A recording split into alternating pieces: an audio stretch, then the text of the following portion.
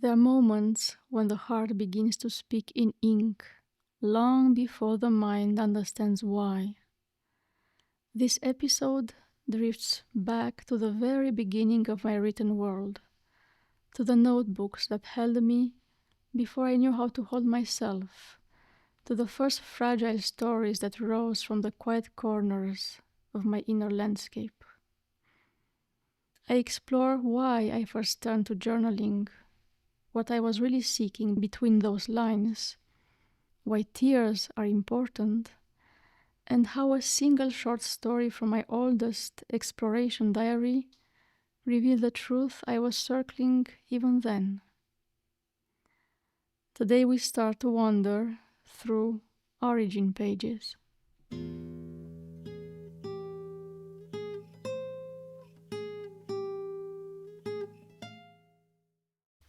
The 17th of November 2025.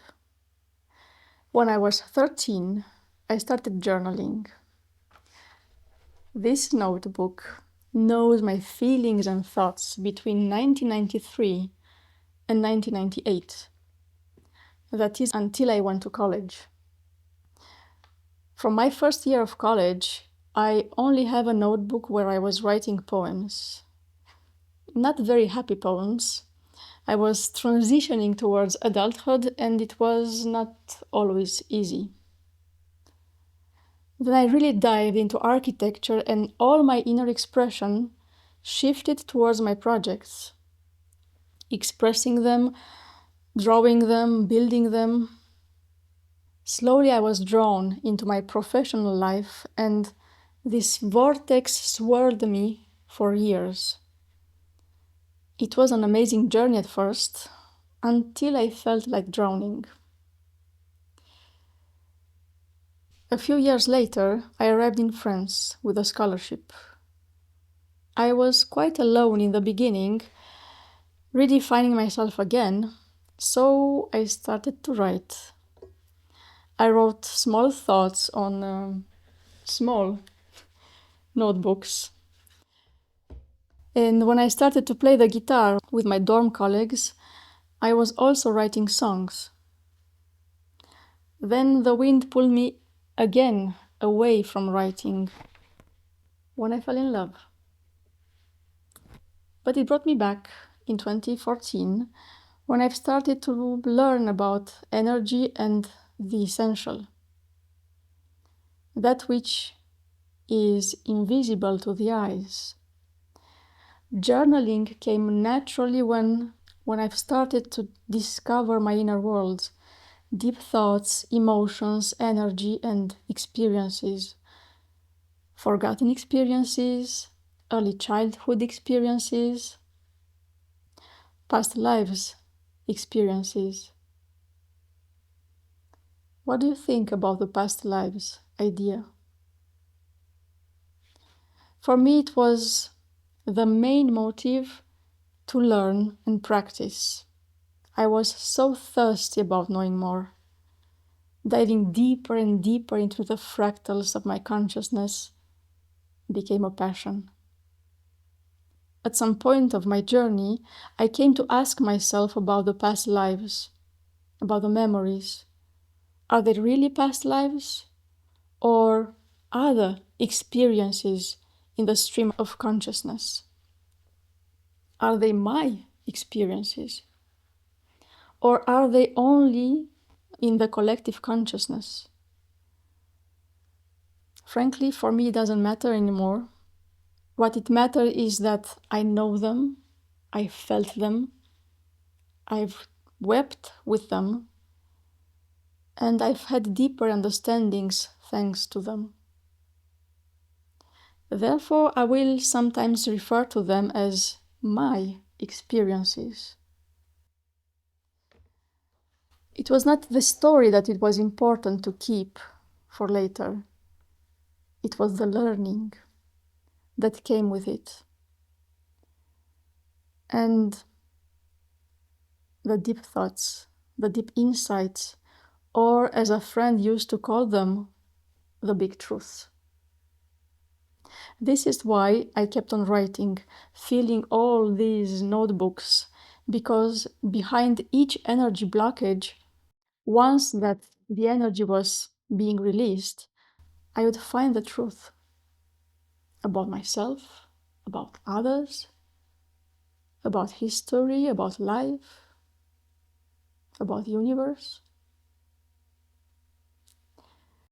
These notes were never meant for someone to read them, but here I am today, happy to share with you whatever it feels right.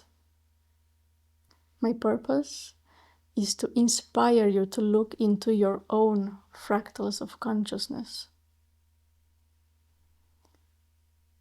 It is important to know your past, at least the significant events in this lifetime, from your conception until today. As long as a memory holds on to what is called a negative emotion, your energy field has blind spots, blockages. In time, stuck energy affects the physical body. Every pain, every ache, every illness are just blocked emotions and thoughts. They are the ones that bring our energy out of balance in our otherwise perfect human body. As you will see in the first text from my old diary, emotions and thoughts are really strong in us, even since our early childhood. As you'll see later, even as we develop ourselves in our mother's womb. And believe me, if they are not expressed, the same emotions and thoughts will keep rolling back later in life. Even more, the circumstances that support them will repeat cyclically like clockwork. Look at your own life and see if you can find repeating events and patterns.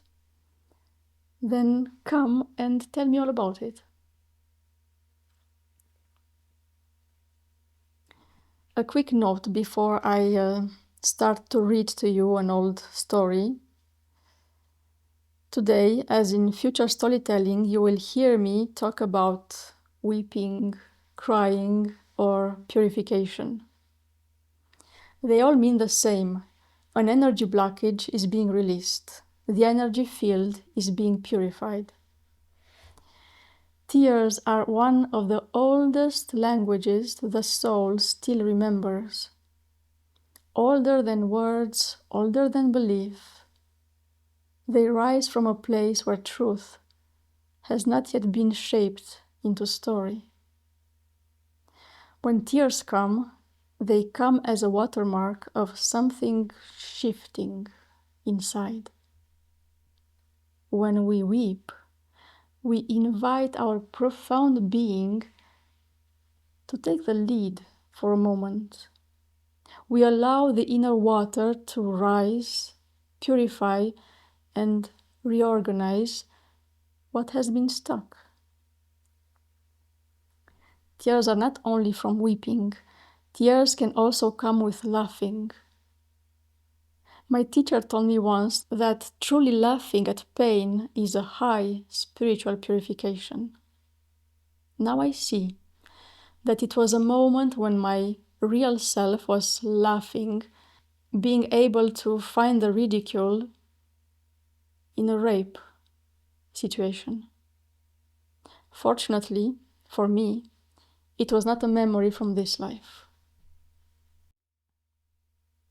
Let me know if you want me to tell you that story.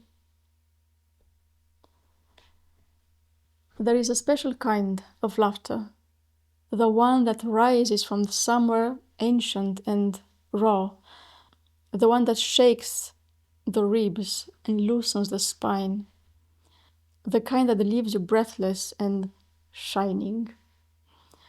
And the tears that follow are unlike any other. These tears are born from the place where joy and innocence meet. This laughter, real, belly deep, wholehearted, shakes loose inner blockages. It jolts the nervous system into a rhythm of ease. It reminds your cells of their original music. And as it cracks open your chest with joy, the tears rush in like a tide, reclaiming land. These tears are a cleansing of heaviness, a purification by joy instead of grief. They wash away the overwhelming, the tightness around the heart, the subtle energy and tensions you didn't even know were there. When the laughter finally moderates, something inside feels wider, warmer, more honest. It's as if the soul had been giggling all along and the body finally caught up. Then tears are there, illuminating the eyes. And beneath the laughter, something profound awakens. A sudden startling recognition of what it means to be alive, moved by the absurd, miraculous beauty of simply living and experiencing being human. I know that you feel what I'm talking about. Weeping and laughter make us true humans.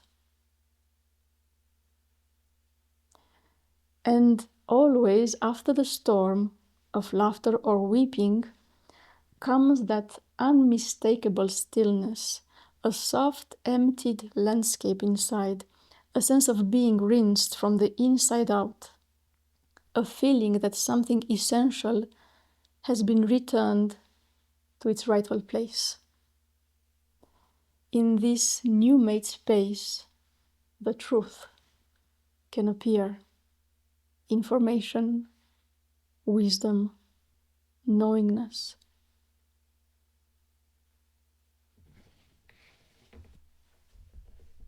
From my old diary, I've chosen a short note written on the 22nd of February 2015.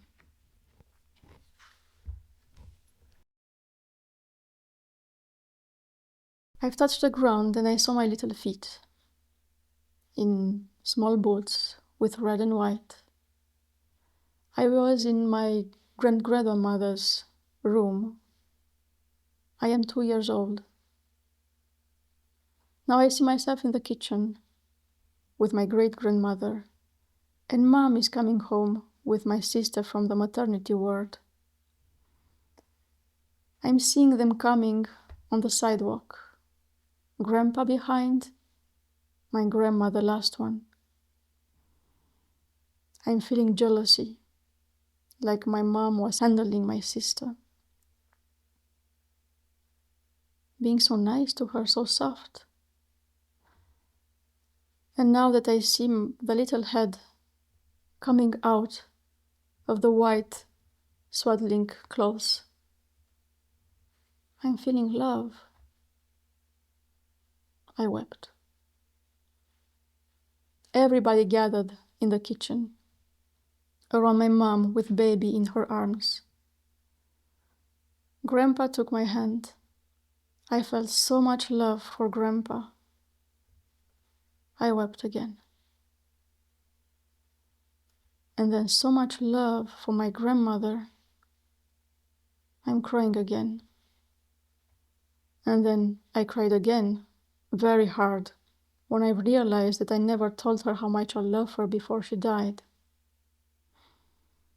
I felt my throat chakra blocked, and crying was choking me.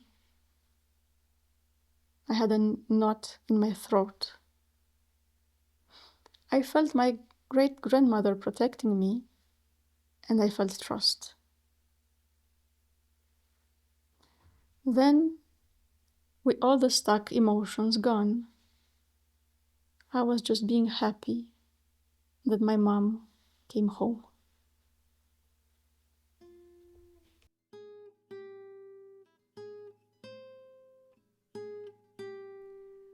As we close this note, let yourself feel the quiet echo of those first pages. The innocence, the ache, the understanding of the bigger picture. These early entries always leave traces, and they often return in cycles, asking to be seen with new eyes. Next time, we'll follow one of those returning waves, a story woven around abandonment and the rhythmic patterns that shape our lives from the invisible. Allow yourself to come with me into that next layer, where what once felt like loss begin to reveal a deeper coherence.